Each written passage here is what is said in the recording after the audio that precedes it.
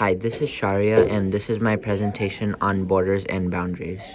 So these are the border and boundary categories. So this is the country, and the image to the right is a continuation of the image to the left. So this is a cultural boundary of the Baha'i population in the northwest region of the state. So these are the defined boundaries according to the AP Hug Constitution. These are the delimited boundaries from the map. And the boundary marked by Scrabble tiles would be the demarcated boundary. And this would be a natural boundary because the boundary follows this river. This is a geometric boundary because it follows the 50th parallel, which is marked by this piece of yarn, which runs through the state. So these are the definitions for the border and boundary categories.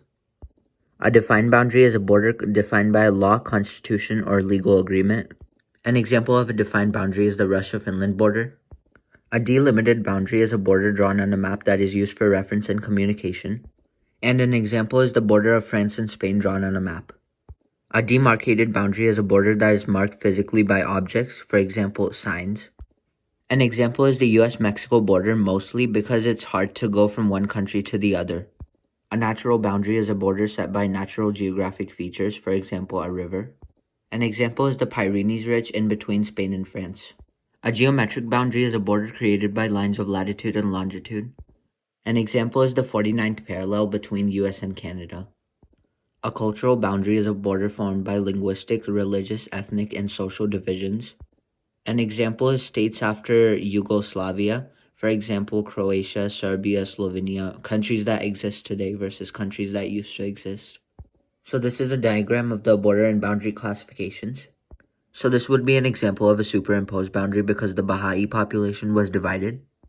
So a mass immigration occurred in this area after this land initially belonging to Skrabelia was conquered by Jangoland, and this would be a relic border because it was originally belonging to Skrabelia, and this would be an antecedent boundary because people started to move here after it was conquered. So this would be an example of a militarized boundary because the pushpins are the military, and there's a lot of pushpins surrounding the boundary and on the boundary, making sure no one crosses it illegally. So this is an example of a subsequent / ethnographic boundary because this entire area used to belong to the Jangoland, but now it belongs to Bagistan due to a majority of Baghi population. And this is an example of an open boundary since there's one area open and people can easily go through it, and there's hardly any military, aka pushpins. So these are the definitions for borders and boundaries. An antecedent boundary is a border set before the area was inhabited by settlers, and an example would be the US borders after victory against Mexico and the gold rush populating the area. A relic boundary is a boundary that used to be defined but no longer exists. An example is East and West Germany divided by the Berlin Wall. A superimposed boundary is a forced border that ignores areas with cultural, ethnic, linguistic, and religious groups, and an example is African colonies versus ethnic boundaries before colonialism. An ethnographic boundary is a border based on ethnic and cultural groups divided in an area, and an example is Northern Ireland and the Republic of Ireland. A militarized boundary is borders with a heavy army presence due to tensions between the nations, and an example is North and South Korea. An open boundary is a border that has openings for people to cross with little security. An example is Schengen area in all 22 EU countries other than Ireland and Cyprus, and 4 other countries. And then this is the map for border and boundary disputes. So this is an example of an operational dispute because the two parties are fighting over who controls Jangoland, and the pushpins are the administrative executives. So on this side, this is the Roberts River, and this is the 4S River, and Bagistan wants 4S River to be the boundary, while Jangoland wants Roberts River to be, which is a locational dispute, and this is due to skittles being in abundance on the northern intersection of the two rivers, which is an allocation dispute. And then this conflict originated from dispute over border classifications in the Jenga-Baghi Treaty, which is still unclear to this day, which is a definitional dispute. So these are the terms for border and boundary disputes. So a definitional dispute is dispute over the legal terms of a document or treaty, and an example is the Guyana and Venezuela territorial dispute over the Essequibo region, which is west of main Guyana. A locational dispute is dispute over which of the two neighboring natural features is the boundary of more than 2 countries, and an example is India-China disputes over Himalayan borders.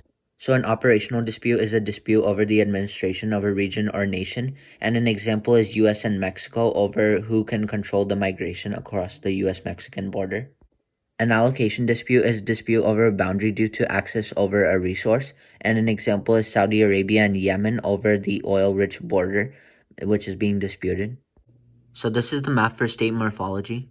So this is a fragmented state. So this is a perforated, and this is an elongated state. And this is a compact, and this is a perrupted state. And these are the definitions for state morphology. So a compact state is a nation with similar distances from its center to all its boundaries and its mainland. Examples are Equatorial Guinea and North Macedonia. A perrupted state is a nation with a long extension of land along with its primary body. An example is Thailand and Afghanistan. A fragmented state is a nation with several separated territories, mainly sets of islands. For example, Malaysia, Philippines, and Indonesia. An elongated state is a nation that is much longer in one direction than another. For example, Chile, Italy, and Norway. And a perforated state is a nation whose borders are surrounded by another nation completely. For example, the Vatican, San Marino, and Lesotho. So this is the map for the Law of the Sea. So this is the mainland where the country is located. This is the shore. This is the territorial sea up to 12 nautical miles from shore. This is the contiguous zone up to 24 nautical miles from shore. And then all the way up here is the exclusive economic zone, which is 200 nautical miles from shore. And then this is high seas, which is not owned by anyone. So these are the definitions for the Law of the Sea. The territorial sea is a body of water up to 12 nautical miles off a nation's coast whose fishing rights and authority belong to the nation. For example, the fishing off of the coast of Alaska. A contiguous zone is a body of water up to 24 nautical miles off of a nation's coast whose laws and economic interests are controlled by the nation. For example, India's contiguous zone, where it controls what ships travel through its waters for trade with it or for other nations. An exclusive economic zone, or EEZ, is a body of water up to 200 nautical miles off a nation's coast whose resources exclusively belong to the nation. An example is US's EEZ, near continental US, Alaska, Hawaii, and territorial islands such as Puerto Rico. And the high seas is largely neutral water open for any nation to cross outside of the 200 nautical mile EEZ of nearby nations. For example, the center of the Pacific, which is not governed by any country or doesn't have an EEZ. So this is the map for the additional terms. So this is country A, and this is an exclave of country C. This is country B, and it is landlocked between A, C, D, and H. This is country C, and this is the ocean. This is country D, and this is country G, which is an enclave in country D. So this is country E and country F, which are irrelevant, and then this is the ocean. And then this is country H. And once again, this is the whole map. So these are the definitions for additional terms. So an enclave is a nation whose boundaries are completely surrounded by another nation, similar to a perforated state. For example, Lesotho, San Marino, the Vatican. An enclave is a part of the nation not connected to the nation itself, but borders a piece of land governed by another country. For example, Alaska and Kaliningrad, Russia.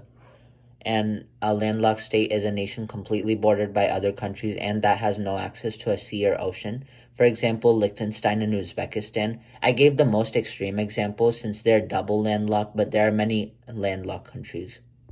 Also, I couldn't put it in present mode since that would not allow me to zoom into the maps that had the terms in it.